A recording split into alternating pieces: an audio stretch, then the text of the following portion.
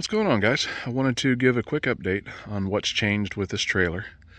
Last video that I did regarding this trailer was after I first bought it, and I talked about some plans that I had for it, and I've done some of those plans and more, and I'll kind of go over that in this video. So to start with, if you've not seen the first video, this is a 6'4" wide by 16 foot long max built utility trailer. Here's their information. Amazing company, amazing trailers, definitely recommend them. This is a very, very well built trailer. And when I bought it, it was right about $2,600 with the radial tires that I upgraded to and that rear gate, which I'll show you in a minute. With the cost of steel fluctuating the way that it has in the last year, there's a good chance that the prices have gone up a bit, but it's still a lot cheaper than anybody else that I've seen. So I'm a max built trailer fan for life, and this will not be the last trailer I've bought from them. This is the second. There will be a third, possibly a fourth. And now they also do enclosed trailers. They do offer that, as well as deck over, small utility trailer, large utility trailer. Dump trailers, I'm not sure about, but I'm pretty sure that if they're not doing it, they're going to gear up to do it, because they've expanded their business tremendously in the last year or two. Excuse me. So what I've done is, to start with, it was just the 1 foot high walls when I bought the trailer, and I started a business. It's Mountain Home and Hauling is the name of the company. And basically what I do is a lot of large scale junk removal.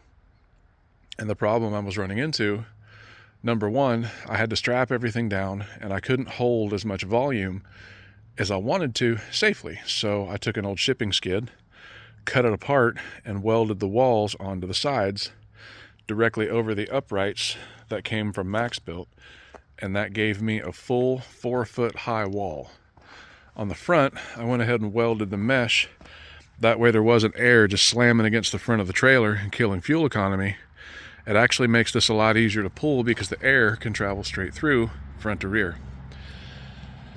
And that took care of a lot of the issues I was having, but the next issue that came up was unloading. It took a long time for me to do this on my own, unloading. And a lot of my clients now have been giving me larger scale cleanouts. Hoarder homes, I've done some commercial jobs where I cleaned out a physical fitness center. And the time it took to unload was knocking a huge chunk out of my day. So my oldest son gave me the idea of using the winch to unload this thing. And we looked on YouTube and found a couple of ideas. I just basically built on that. Came up with a false wall, which is the silver wall. I cut it to fit. I welded some 1-inch tube on the bottom of it to serve as skids, and used this winch. It's a 2,500 pounds Badland winch, and it has a synthetic rope that runs to a fair lead on the front, goes all the way to the rear to a pulley, and I'll show you that real quick. Runs around the pulley, comes up through the deck of the trailer, and goes all the way up to this false wall. And I've got cable tie-outs to D-rings on all four corners, so when I hit the button on that winch, this entire wall just slides the entire length of the trailer. Only problem I have right now, and I'll put the test video in right here.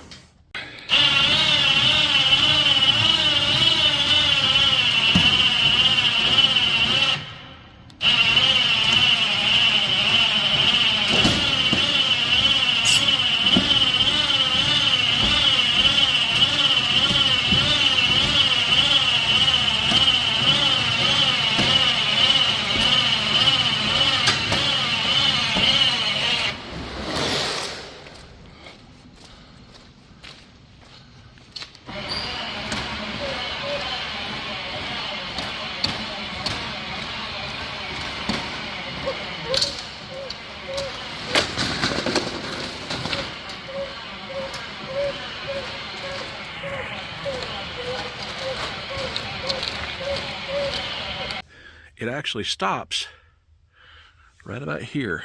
So I have to hand unload from here back. And the next issue I have is the gate, because doing this on my own, it's difficult, to say the least, taking that gate off the hinges.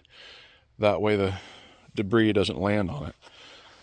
So, plans for that, I'm going to take that center upright, move it over about 2 inches, weld another one beside it, cut the gate in half, put some stouter walls on here, probably make them about 6 feet high this time, and put hinges on the edge of the gate to mount right here so they swing open like barn doors. And that will solve that issue. Now, in the event that I do have to haul cars, which is not frequent but does happen, I can put some slides beside the pulley under the trailer and just put some removable ramps in there. And that'll solve that issue. And I haven't finished this yet, but underneath,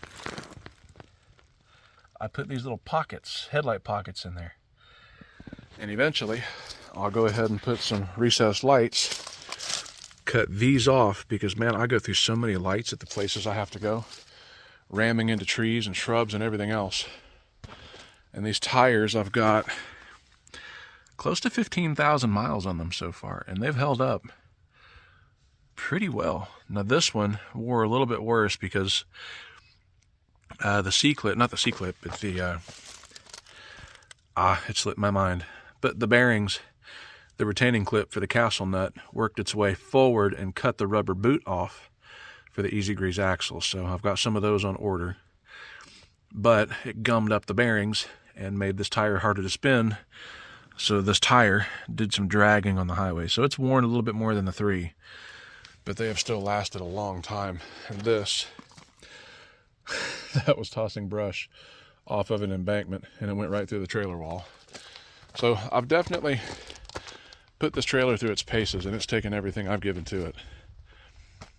And I'll insert some pictures here of the different jobs that I've done and the locations I've been. But overall, man, I'm happy with the setup. And the next project, the jobs are getting so big, even this trailer is not big enough. So I found a 34-foot camper frame right here, and I'm going to end up shortening it just a little bit and building this same setup on that trailer to haul just a little bit more.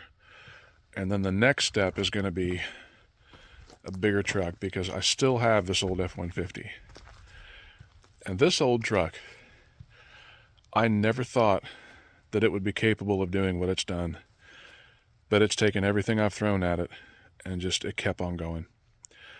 So for right now, the setup works, but I'm growing, and it's going to keep on growing, and I want to make sure to keep up with it. But that is the quick update. Thank you guys for watching.